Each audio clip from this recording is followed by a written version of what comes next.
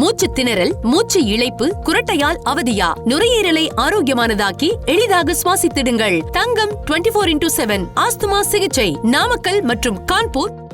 Poorvika appliances இப்போ பிரம்மாண்டமா OMR துறைப்பாக்கத்தில். Governor அவர்கள் தன்னுடைய பொறுப்பு வளாகத்தில் இந்த மாதிரி ஒரு விஷயம் நடந்திருக்கு. எங்க இருக்காருன்னே தெரியல. அதெல்லாம் விடுங்க சார். இப்ப பொள்ளாச்சி சம்பவம் எவ்வளவு ஒரு கொடூரமான ஒரு பொள்ளாச்சி சம்பவம். அதுக்கு ஏன் பிஜேபி போராட்டம் பண்ணல? ஒரு நாள் இல்ல சார், ஒரு வாரம் கழிச்சு இல்ல, ஒரு மாசம் கழிச்சு தான் போராட்டம் பண்ணுங்களேன். ஒருவேளை கூட்டணி தர்மத்தை விட்டு கொடுக்குற மாதிரி ஆயிரும். அதுவும் ஒரு முன்னாள் ஐபிஎஸ் ஆபீசர் ஒரு எஃப்ஐஆரை கசிய விடுறதுங்கிற வார்த்தையை யூஸ் பண்றதை கேட்டா எனக்கு அவமானமா இருக்கு சார். தமிழ்நாட்டுல இருந்து அவர் தெரியாத எஃப்ஐஆர் எப்படி போறேன்னு அவர் தெரியாத. அதான் 20,000 புக்கு வேற படிச்சிருக்காரு, பாவம் தெரியாது போல இருக்கு.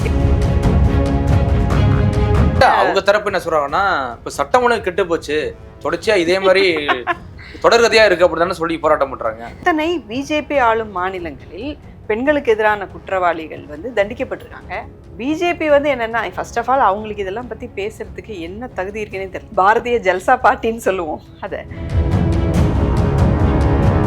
ஆனா ஞானசேரன் மட்டும் வெளில கொண்டு வர காரணம் என்ன? ஒருவேளை காவல்துறை தரப்பும் மறைக்கப்படுதா எப்படி மேடம்? இப்ப என்ன தோணுதுன்னா, இவ்வளோ குவிக்கா பிஜேபி இதுல களத்துல இறங்கும் போது பிஜேபி காரங்களா அப்படி, திமுக பிஜேபி காரங்களா அப்படி?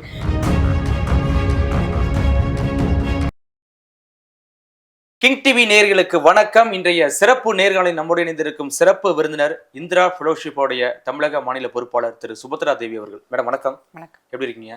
நல்லா இருக்கு. நேற்று முன்தினம் அதாவது ஆசியாவிலே மிகவும் பிரசித்தி பெற்ற அண்ணா யூனிவர்சிட்டி, அதுல நேற்று முன்தினம் ஒரு மாணவிக்கு பாலியல் நடந்திருக்கு. அது தொடர்பாக ஞானசேரன் ஒருத்தனை கைது பண்ணியிருக்காங்க. ஒட்டுமொத்த இந்த வழக்குடைய விவகாரத்தை நீங்க எப்படி பாக்குறீங்க? இல்லை, இது ரொம்ப அதிர்ச்சியாக இருக்குது. அண்ணா யூனிவர்சிட்டி இப்போ என்னோடய ஃப்ரெண்ட்ஸ் எல்லாம் அங்கே படிச்சிருக்காங்க. ரொம்ப சேஃபான யூனிவர்சிட்டியாக தான் அது எப்போவுமே இருந்திருக்கு. ஸோ அதில் இப்போது இந்த மாதிரி நடந்திருக்கிறது ரொம்ப அதிர்ச்சியாக இருக்குது ஃபர்ஸ்ட் ஆஃப் ஆல். ஸோ ஒரு என்ஜினியரிங் ஸ்டூடெண்ட்டுக்கு அவங்களுடைய கல்வி வளாகத்தில் இந்த மாதிரி நடந்தது ரொம்ப பெரிய அதிர்ச்சியாக இருக்குது. ஆனால் இது குறித்து ஒட்டுமொத்த எதிர்கட்சியில் என்ன சொல்கிறாங்கன்னா, அரசியல் சாயம் பூசுகிறாங்க. ஞானசேகரன் திமுகவுடைய பிரமுகர், ஒன்றும் அமைச்சர் சொந்தக்காரங்க அப்படிலாம் பேசுறாங்க. இல்லை, அதே தான் மறுத்தாச்சு. இல்லை, அது உண்மை இல்லை அப்படிங்கிறத திமுக சைட்லேருந்து தெளிவுபடுத்தியாச்சு. ஆனாலும் கூட அண்ணாமலை அவர்கள் இப்போ கூட ஒரு ட்வீட் போட்டிருக்காரு, அவர் திமுகவை சேர்ந்தவர் அப்படின்னு சும்மா சொல்லிக்கிட்டே இருக்காரு. ஸோ இது அவங்களுக்கு எப்போவுமே வழக்கம் தான். ஒரு பொய் சொல்கிறதும் கலவரம் பண்ணுறதும் புது ஏதாவது பொய்யா ஜோடிக்கிறதும் அவங்களுக்கு எப்போவுமே வழக்கமான ஒரு விஷயம்தான். வழக்கம் போல் அதை பொய் சொல்லிக்கிட்டே இருக்காரு, அதுவும் திருப்பி திருப்பி சொல்லிக்கிட்டே இருக்காரு. இதுல இப்ப ஒரு பெண்ணுக்கு ஒரு தவறு நடந்திருக்கு, ஒரு அநீதி நிலைக்கப்பட்டிருக்கு அப்படிங்கும்போது இது எதுக்கு அரசியல் சாயம் பூசணும்? தெரில. அதாவது இந்த மாதிரி ஒன்று நடந்துருச்சுன்னா அதுக்கு அடுத்து நம்ம என்ன செய்யணும் அப்படிங்கிறத நோக்கி நம்மலாம் போயிட்டுருக்கோம். ஸோ பிஜேபி என்னென்னா, ஃபர்ஸ்ட் ஆஃப் ஆல் அவங்களுக்கு இதெல்லாம் பற்றி பேசுறதுக்கு என்ன தகுதி இருக்குன்னே தெரில. பாரதிய ஜல்சா பார்ட்டின்னு சொல்லுவோம் அதை. அந்த மாதிரி ஒரு ஹிஸ்ட்ரி அவங்களுக்கு பிரிஜ் பூஷன் சிங் கிட்ட இருந்து எந்த மாதிரி ஒரு விஷயம் விக்னேஷ் போகட்டுக்கு நடந்துச்சு. ஒரு மிகப்பெரிய உலக அளவில் இருக்கக்கூடிய ஒரு மல்யுத்த வீராங்கனைக்கு என்ன நடந்துச்சு, அவங்க சைடில் ஏதாவது ஒரு ஸ்டெப் எடுத்தாங்களா, ஒரு நியாயம் பண்ணாங்களா? பட் இங்கே திமுக அரசு உடனே அதுக்கான வேலைகளை பார்த்து உடனே கைது பண்ணி இதெல்லாமே பண்ணியிருக்காங்க இல்லையா? பட் அவங்க இப்போ இதே மாதிரி தான் இதுக்கு முன்னாடி காங்கிரஸ் ஆட்சி இருந்தப்போ ஒரு 12 வருஷத்துக்கு முன்னாடி கூட அந்த நிர்பயா வழக்கில் பயங்கரமாக சவுண்ட் விட்டு சண்டை போட்டு நாட்டையே தட்டி எழுப்பினாங்க. பட் ஆக்சுவலாக 3 நாளில் அப்போ காங்கிரஸ் அரசாங்கம் இருக்கும்போது 3 நாளில் கைது பண்ணியாச்சு. 3 நாளில் கைது பண்ணி அத்தனை ஆதாரங்களையும் எடுத்து வச்சு குற்றவாளிகளுக்கு தண்டனையும் அந்த ஆதாரங்களின் அடிப்படையில் கிடைச்சாச்சு. பட் எத்தனை பிஜேபி ஆளும் மாநிலங்களில் பெண்களுக்கு எதிரான குற்றவாளிகள் தண்டிக்கப்பட்டிருக்காங்க. ஒரு எஃப்ஐஆர் போடுறதுக்கு போராட்டம் பண்ண வேண்டியிருக்கு சார். 20 நாள் 30 நாள் எஃப்ஐஆர் போடுறதுக்கு போராட்டம் பண்ண வேண்டியிருக்கு. அப்புறம் ஒவ்வொரு விசாரணைக்கும் இவங்க போராட்டம் பண்ணி அந்த கேஸை ஒரு இன்ச்சா சோஷியல் ஒர்க்கர்ஸும் ஆக்டிவிஸ்டும் காங்கிரஸ் ஆட்களும் சேர்ந்து ஒவ்வொரு ஸ்டேட்லையும் இவ்வளோ பெரிய இது பண்ண வேண்டிய தான் ஒரு இன்ச்சா நகருது. பட் இங்கே ஆட்டோமேட்டிக்காக எல்லா வேலையும் நடந்துட்டு இருக்கு. இந்த சூழலில் இவங்களுக்கெல்லாம் பேசுறதுக்கு என்ன தகுதி இருக்குன்னே தெரில. இந்த லட்சணத்தில் தமிழிசை சவுந்தரராஜன் அவர்கள் போராட்டம் வேற. போராட்டம் எப்போ சார் பண்ணுவீங்க? எப்போ வந்து ஒரு அரசாங்கத்துக்கிட்ட நீங்கள் சொல்லி சொல்லி பார்த்துட்டீங்க, மனுக்கள் கொடுத்து பார்த்துட்டீங்க, இது எல்லாமும் பண்ணி உங்களுக்கு நடக்கலை, ரிப்பீட்டட் இதுக்கப்புறம் நடக்கலை அப்படின்னா தான் ஒரு ஸ்டேஜுக்கு பிறகு வந்து வேறு வழி இல்லை அப்படின்னு சொல்லிட்டு மக்களை திரட்டி போராட்டம் பண்ணுறது அப்படிங்கிறது ஒரு ஜனநாயகத்தில் ஒரு வழிமுறை. இங்கே முந்தானாத்து நடந்தது எல்லாமே நடந்து அரெஸ்ட் கூட பண்ணியாச்சு. ஓகே, அரெஸ்ட் பண்ணவர் மேலே விசாரணை நடக்கணும், இதெல்லாமே இருக்குது. பட் ஸ்டில் முந்தானத்து நடந்த விஷயத்துக்கு அதுக்குள்ளே போய் வள்ளுவர் கோட்டத்தில் போய் நான் போராட்டம் அப்படின்னு சொன்னேன்னா இவங்களுக்கு எதையாவது வச்சு அரசியல் பண்ணணும் அப்படிங்கிற ஒரு எண்ணத்தை தவிர வேற எதுவுமே இல்லை. இப்போ எனக்கு வந்து என்ன அவங்க தரப்பு என்ன சொல்றாங்கன்னா, இப்போ சட்டம் ஒழுங்கு கெட்டு போச்சு, தொடர்ச்சியா இதே மாதிரி தொடர்கதையா இருக்கு அப்படிதானே சொல்லி போராட்டம் பண்றாங்க. சார், உங்கள் பிஜேபி ஆளும் மாநிலத்தில் வந்து மக்கள், முஸ்லீம் மக்கள் வந்து ஓட்டு போடுறதுக்கு வீட்டை விட்டு கிளம்பி வராங்க சார். துப்பாக்கியை வச்சுக்கிட்டு உங்கள் போலீஸ் வந்து ஓட்டு போட வராதீங்க அப்படின்னு சொல்லிட்டு காமிச்சு மிரட்டுது. சட்டம் ஒழுங்கு எங்கே சார் கெட்டு போச்சு? என்ன பேசிட்டு இருக்கீங்க?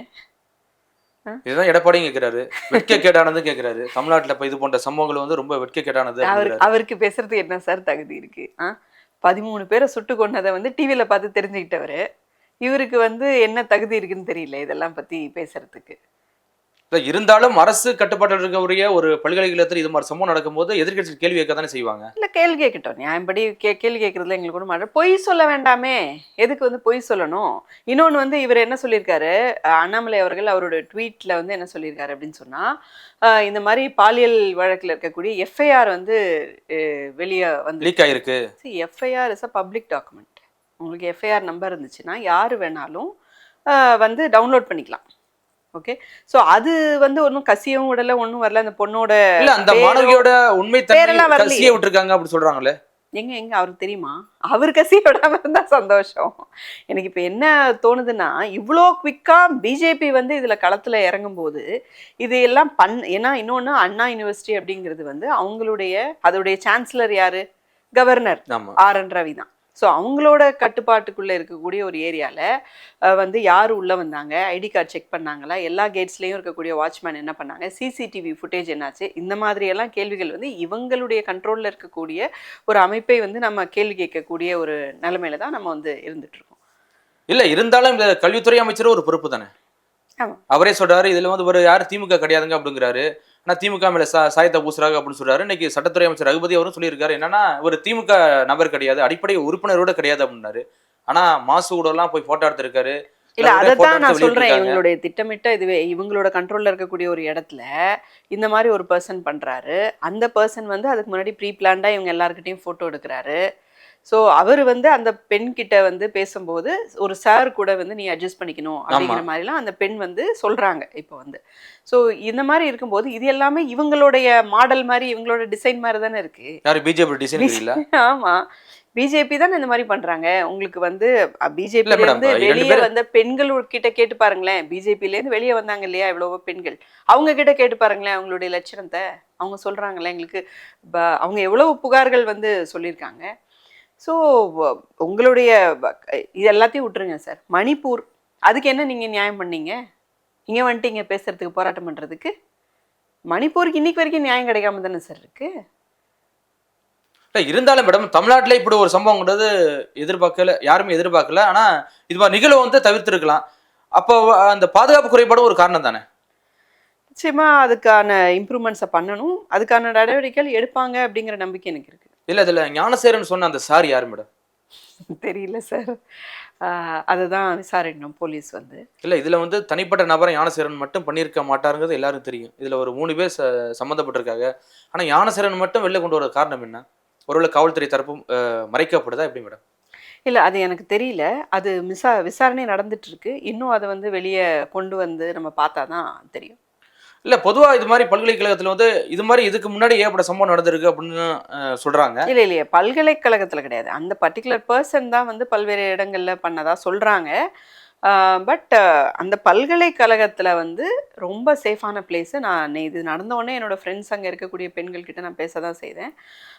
அது முன்னாடி படித்தவங்க கிட்ட பேச தான் செய்தேன். அவங்க எல்லாமே it's a complete safe space. நாங்கள் காலையில் 6 மணிக்கு எழுந்து வாக்கிங் போவோம், நாங்கள் என்னன்னாலும் பண்ணுவோம். அது எங்களுடைய வீடு மாதிரி, எங்கள் வளாகம் மாதிரி அது இருக்கும்.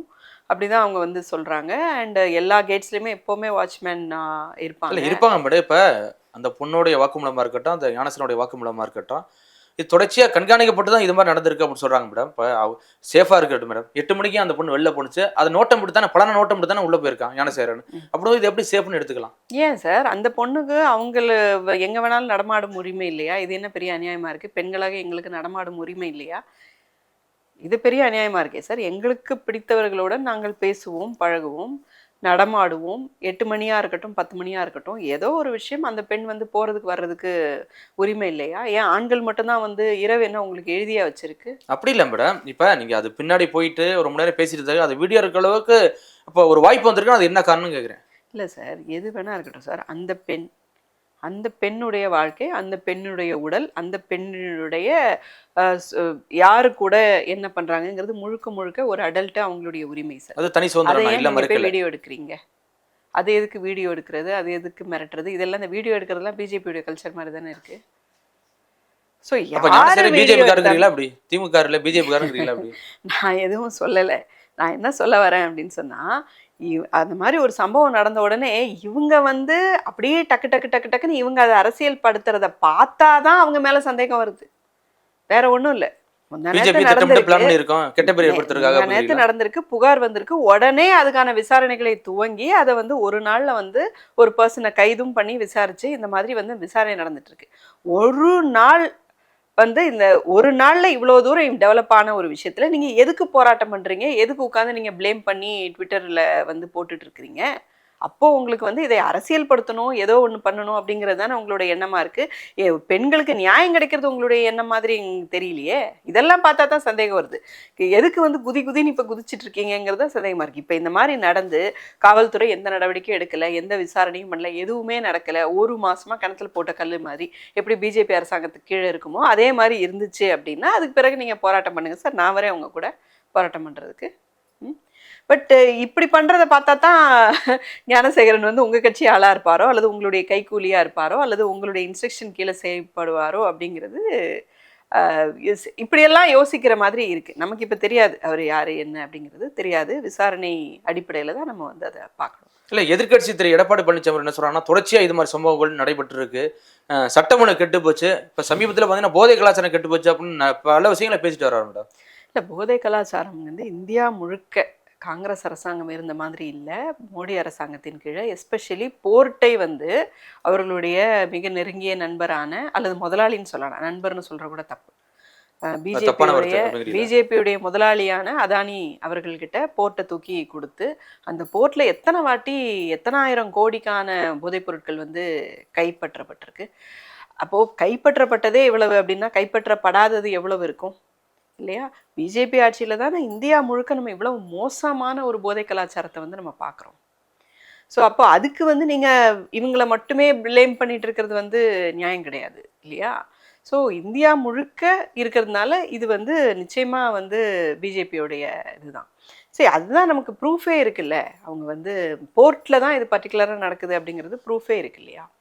ஸோ அவங்கள தான் அவங்க பிளேம் பண்ணணும். பட் சும்மா எதுக்கு எடுத்தாலும் அவங்க வந்து பிஜேபியும் காங்கிரஸையும் சொல்லிகிட்டே இருக்கிறது வந்து எங்களுக்கு வழக்கமாகவே இருக்கு. இல்லை மேடம், இப்போ இதில் வந்து ஒரு பெண்ணு பாதிக்கப்பட்டிருக்கு அப்படிங்கும்போது அடுத்தடுத்த கட்ட நகர்வு போராட்டங்களை அறிவிக்கும் போது அந்த பொண்ணுடைய வழியும் தானே வெளில வரும். அந்த பொண்ணுடைய வந்து அசிங்கப்படுத்துற மாதிரி தானே இருக்குது. இது தெரியாத எதிர்கட்சிகளுக்கு, குறிப்பாக பிஜேபி அவர்களுக்கு இன்னைக்கு தமிழிசை அவர்களே போராட்டம் பண்ணியிருக்காங்க அப்படிங்கும்போது தெரியாதான்னு கேட்குறேன்.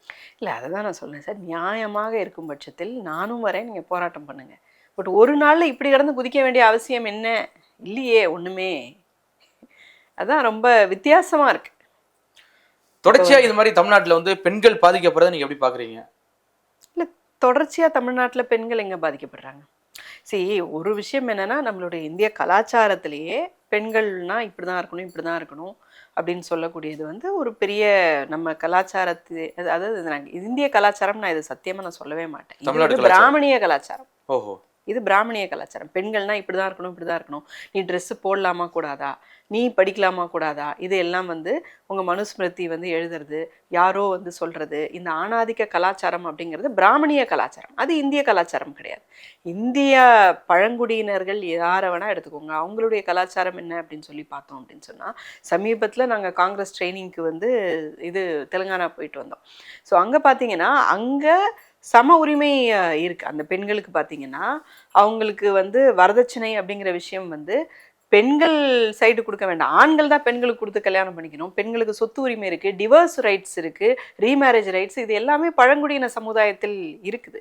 நீங்கள் தமிழே எடுத்துக்கோங்க, சங்ககால தமிழ் பாடல்களை எடுத்தோன்னா காதலை தான் வந்து தமிழ் வந்து கொண்டாடி இருக்கு. அப்போ காதலை கொண்டாடிய தமிழ் சமூகம் எப்படி சாதியில் விழுந்ததுன்னா அதுதான் பிராமணியம். ஏன்னா ஜாதி அப்படிங்கிறது சமஸ்கிருத வார்த்தை ஃபஸ்ட்டு. ஸோ அப்போ இவங்களுடைய கலாச்சாரமே இவ்வளோ ஒரு கேடுகட்ட கலாச்சாரம்.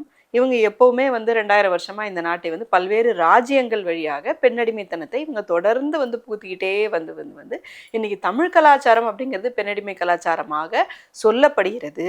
ஆனால் அது உண்மை கிடையாது. தமிழ் கலாச்சாரம் அப்படிங்கிறது வந்து எப்படி வந்து சங்க இலக்கியத்தில் அவ்வளவு புலவர்கள் இருந்தாங்க. இப்போ நம்ம கீழடியில் தோண்டி பார்த்தா என்ன வருது, 2800 வருஷத்துக்கு முன்னாடி பானைகளில் எழுதியிருக்காங்க. இப்போ பெண்கள் வந்து எழுதியிருக்காங்க இல்லையா? அப்போது பெண்கள் கல்வி கற்றவர்களாகவும் சம உரிமையோடும் தான் அவங்க வந்து வாழ்ந்திருக்காங்க. அப்போ இந்த பிராமணிய கலாச்சாரம் தான் மீண்டும் மீண்டும் வந்து நம்மளை வந்து ஒடுக்கிக்கிட்டே இருக்குது. இப்போ பிஜேபி ஆட்சி வந்த பிறகு பாருங்கள், பெண்களுக்கான பாதுகாப்புங்கிறது மிக மோசமாக இருக்குது இந்தியா முழுக்க. நம்ம கிரைம் ரேட்ஸ்லேருந்து எல்லாமே எவ்வளோ மோசமாக இருக்குது அப்படிங்கிறத நம்ம பார்த்துக்கிட்டு தான் இருக்கோம். அதெல்லாம் விடுங்க சார், இப்போ பொள்ளாச்சி சம்பவம் எவ்வளோ ஒரு கொடூரமான ஒரு பொள்ளாச்சி சம்பவம். அதிமுக ஆட்சியில் அதிமுக ஆட்கள் வந்து பண்ண விஷயம். அதுக்கு ஏன் பிஜேபி போராட்டம் பண்ணல? ஒரு நாள் இல்லை சார், ஒரு வாரம் கழிச்சு இல்லை, ஒரு மாசம் கழிச்சு தான் போராட்டம் பண்ணுங்களேன். கூட்டணி தர்மத்தை விட்டு கொடுக்குற மாதிரி ஆயிரும். கூட்டணி தர்மம் வந்து அவங்களுடைய கூட்டணி தர்மம் வந்து இதுதான் சார். நீ கொள்ளையடி, நான் உன்னை கேட்கல, நான் கொள்ளையடி, நீ உன்னை கேட்கல அப்படிங்கிறது தான் அவங்களுடைய கூட்டணி. கூட்டணி அப்படிங்கிறத விட கூட்டுக்கொள்ளை அப்படின்னு சொல்லிட்டு போயிடலாம். இல்ல ஒட்டுமொத்தமா இன்னைக்கு பிஜேபியும் ஆர்ப்பாட்டம் பண்றாங்க, அதிமுக ஆர்ப்பாட்டம் பண்றாங்க அப்படின்னா சொல்லி வச்ச மாதிரி இருக்கு. இன்னமும் அதிமுக பிஜேபி கூட்டணி தான் இருக்கு அப்படி மேடம். அவங்க வந்து சொல்லாத ஒரு கூட்டணியில இருக்காங்க. அதாவது தமிழ்நாட்டில் வந்து பிஜேபி கூட்டணி அப்படின்னு சொன்னாவே மக்கள் வந்து காரி துப்புற ஒரு நிலைமை ஆயிடுச்சுங்கிறது அவங்களுக்கே தெரியுது. யாருக்கு? பிஜேபிக்கே தெரியுது, ஏடிஎம்கேக்கே தெரியுது. அதனால தான் இந்த கடந்த தேர்தலில் வந்து இல்லை நான் வந்து தனியாக நிற்கிற மாதிரி நிற்கிறேன், உன்னை விட்டு வெளியே வந்த மாதிரி நான் வந்து ஓட்டு வாங்கிக்கிறேன் அப்படின்னு சொல்லி. இப்போ ஏடிஎம்கே ஒருவேளை ஜெயிச்சிருந்துச்சு அப்படின்னு சொன்னால் அவங்க பிரதமர் யாரு?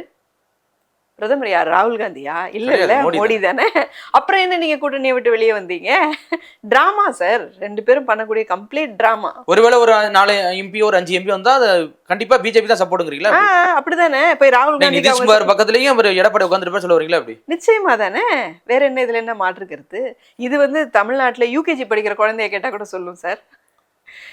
இது ஒன்றும் பெரிய அதிசயம் இல்லை. இப்போ அதிமுக ஆட்சியில் வந்து இது மாதிரி சம்பவம் நடைபெற்றுச்சு. குறிப்பாக பொள்ளாச்சி விவகாரமாக இருக்கட்டும், இது மாதிரி சம்பவம் நடைபெற்றுச்சு. ஆனால் உடனே வந்து எதிர்கட்சிகள் அப்போ திமுக வந்து எதிர்வினை ஆட்டினாங்க, அடுத்த நாளே போராட்டமாக ஆரம்பிச்சாங்க. ஆனால் கரெக்டாக அந்த பிஜேபி இன்னைக்கு தான் பண்ணுதுன்னா அதிமுக இன்னைக்கு பண்ணுறாங்க. இது எப்படி நம்ம எடுத்துக்கிறது? இல்லை எதிர்கட்சி சரியாக விளையாட்டுலன்னு சொல்ல வரீங்களா? அப்படி எப்படி எடுத்துக்கலாம்? இல்லை எதிர்கட்சியோட பொறுப்பு எப்போ வரும் அப்படின்னு சொன்னால், ஆளுங்கட்சி தன்னுடைய செயலை செய்யாத போது தான் எதிர்கட்சியுடைய பொறுப்பு வரும். சரியாக செய்யும் போது நீங்கள் ஆளுங்கட்சிக்கு ஆதரவாகத்தான் நிற்கணும் இல்லையா? அதுதான் தர்மம், நியாயம். ஆனால் இவங்க ஆளுங்கட்சி சரியாக வேலை செஞ்சுக்கிட்டு இருக்கும்போது குயான்னு குதிச்சுக்கிட்டே இருந்தால் என்ன அர்த்தம் இல்லையா? இவங்களுக்கு வேற ஏதோ ஐயோ நீ ஏன் வேலை பார்க்குற அப்படிங்கிற மாதிரி தான் இருக்குது இவங்களுடைய அஜெண்டாவும் இவங்களுடைய செயல்களையும் பார்த்தாக்க. அப்போ எதிர்கட்சி பிஜேபியா இல்லை அதிமுக மேடம்? ரெண்டுமே கூட்டணியாக செயல்பட்டு இருக்கு. தமிழ்நாட்டை பொறுத்த வரைக்கும் அவங்க 2 பேரும் தான் எதிர்கட்சி அப்படின்னு சொல்லிக்கிறாங்க. பட் எதுக்கெல்லாம் அவங்க வந்து குரல் எழுப்புறாங்க அப்படின்னு சொன்னால், இப்போ அதானிக்கு எதிராக ஒரு குரலை எழுப்ப சொல்லுங்களேன். அதானி வந்து முன்னாடி ஏடிஎம்கே ஆட்சியில் இங்கே சில வேலைகள்லாம் செய்திருக்காரு. அதுக்கு எதிராக வந்து குரல் எழுப்ப சொல்லுங்களேன். அதானி அப்படின்னு சொல்லிட்டு அப்படின்னா அது வாயை திறக்க சொல்லுங்களேன். அதெல்லாம் வாய்ப்பே கிடையாது. ஸோ இவங்க எல்லாம் ஒரு கூட்டு களவாணிகள், அவ்வளோதான். அதாவது ஒவ்வொரு யூனிவர்சிட்டி வாரத்திலையும் தலையிடுற திரு ஆளுநர் அவர்கள் இந்த வாரத்தில் தலையிடுவாரா? ஏன்னா அவர் தான் வேந்தர். யாருன்னே தெரியல பாருங்களேன். RN ரவி அவர்கள், நம்மளுடைய கவர்னர் அவர்கள் வந்து தன்னுடைய பொறுப்பு வளாகத்தில் இந்த மாதிரி ஒரு விஷயம் நடந்திருக்கு. எங்க இருக்காருன்னே தெரியல இல்லையா? இல்லைன்னா அப்படி தானே முன் வந்து எதையாவது வந்து சொல்லிக்கிட்டு இருக்காரு. தானே வரலாமே, வந்து பார்க்கலாம் என்ன நடக்குது. அப்படி ஒன்றும் பெரிய தூரமும் இல்லை. அடுத்தது அவரே வந்து சொல்றாரு, கொஞ்சம் கூட ஒரு இதுவே இல்லாம நானே குழந்தை திருமணம் தான் பண்ணிக்கிட்டேன் அப்படின்னு போய் சொல்றாரு. ஸோ இதெல்லாம் தான் பிராமணிய கலாச்சாரம் அப்படின்னு சொல்றது. ஒரு பெண் வந்து அவங்க வந்து பெரியவங்களா எதிர்ப்பு தெரிவிக்க வேண்டாம், அரசோட துணை நிக்கலாம்ல திரு ஆளுநர் அவர்கள். ஏன்னா அவருடைய கட்டுப்பாடுல இருக்க கரெக்ட் ஒரு அண்ணா யூனிவர்சிட்டி அப்படி ஒரு கம்ப்ளீட் கோஆபரேஷன் கொடுத்து அரசோட துணை நிக்கலாமே. அது கூட பண்ண மாதிரி தெரியலையே. இல்லை, இப்போ கவர்னர் அப்படின்னோடனே எனக்கு என்ன ஞாபகம் வருது அப்படின்னு சொன்னால், இவங்களுடைய பிஜேபி கவர்னர்லாம் எப்படி இருந்திருக்காங்க அப்படின்னு சொன்னால், கன்னத்தை தடவியவர்கள் யார்? ஜெர்னலிஸ்ட், உமன் ஜெர்னலிஸ்டுடைய கன்னத்தை தடவிய ஒரு ஹிஸ்ட்ரி தான் இவங்களுக்கு இருக்குது. இது அடுத்தது பில்கிஸ் பனோவோட கேஸ் நமக்கு தெரியும். அவ்வளோ மோசமாக அவங்களை வந்து வன்கொடுமை செய்த பிறகு அந்த குற்றவாளிகளை, குற்றம் நிரூபிக்கப்பட்டு தண்டனை பெற்ற அவங்கள வந்து என்ன பண்ணாங்க, அவங்கள வந்து வெளியே விட்டாங்க. வெளியே விட்டு அவங்களுக்கு ஸ்வீட்டு மாலை எல்லாம் போட்டு வரவேற்றாங்க. இதுதான் பிஜேபியோட ஹிஸ்ட்ரி. காயத்ரி ரகுராம் மேடத்துக்கிட்ட கேட்போமே பிஜேபியோட ஹிஸ்ட்ரி என்ன அப்படின்னு சொல்லிட்டு. ஸோ அவ்வளோ கேவலமான ஹிஸ்ட்ரி. அடுத்தது எல்லாம் விடுங்க, இப்போது லாவண்யாவோட கேஸில் வந்து அண்ணாமலை அவர்கள் இவங்க சொன்னதெல்லாம் பொய் அப்படின்னு சொல்லிட்டு கோர்ட் இப்போ தான் தலையில் குட்டி அமிச்சுது. உடனேயே வந்து கூசாமல் பொய் சொல்கிறாங்க. பொய்ங்கிறது அப்படி ரத்தத்திலே ஓடுன்னு நினைக்கிறேன் இவங்களுக்கு. இப்போ அந்த மாணவியோட அந்த எஃப்ஐஆரை வந்து கசிய விட்டது யாரு மேடம்? அண்ணாமலையா இல்ல திமுக கசிய விட்டுருக்கு அப்படின்னு சார்? இல்ல திமுகவுடைய பிரமுகர்னால இதை கசிய விட்டுருக்கு அப்படின்னு சொல்லிட்டு தான் அண்ணாமலை அப்படின்னு சொல்லியிருக்காங்க. அதான் நான் சொல்றேன், எஃப்ஐஆர் அப்படிங்கிறது it is a public document. யாரு வேணாலும் அஃபிஷியலாக போய் டவுன்லோட் பண்ணக்கூடிய டாக்குமெண்ட். இதில் கசிகிறதுங்கிற வார்த்தைக்கே இடமில்லை. இவருக்கு இந்த வீடியோவை கசிய விட்டு அவருக்கு அப்படியே பழக்கமாக அந்த வார்த்தை வருது அப்படின்னு நினைக்கிறேன். ஸோ அதெல்லாம் உண்மை கிடையாது. கவர்மெண்ட் வந்து சரியாக தான் நடந்துச்சு. அதுவும் ஒரு முன்னாள் ஐபிஎஸ் ஆஃபீஸர் வந்து ஒரு எஃப்ஐஆரை வந்து கசிய விடுறதுங்கிற வார்த்தையை யூஸ் பண்ணுறதை கேட்டால் எனக்கு அவமானமாக இருக்குது சார். தமிழ்நாட்டிலேருந்து இல்லை, அவர் தெரியாத எஃப்ஐஆர் எப்படி போகிறேன்னு அவர் தெரியாத. அதான் 20,000 புக்கு வேற படிச்சிருக்காரு. பாவம் தெரியாது போல இருக்கு. என்னதான் பண்ணிட்டு இருந்தாரோ தெரியல. கர்நாடக மக்கள் பாவம். கண்டிப்பா மேடம், என்ன நடக்குதுன்னு பார்ப்போம். மிக்க நன்றி மேடம். தேங்க்யூ. மூச்சு திணறல், மூச்சு இழைப்பு, குரட்டையால் அவதியா, நுரையீரலை ஆரோக்கியமானதாக்கி எளிதாக சுவாசித்திடுங்கள். தங்கம் 24x7 ஆஸ்துமா சிகிச்சை நாமக்கல் மற்றும் கான்பூர். பூர்விகா அப்ளையன்சஸ் இப்போ பிரம்மாண்டமா OMR துறைப்பாக்கத்தில்.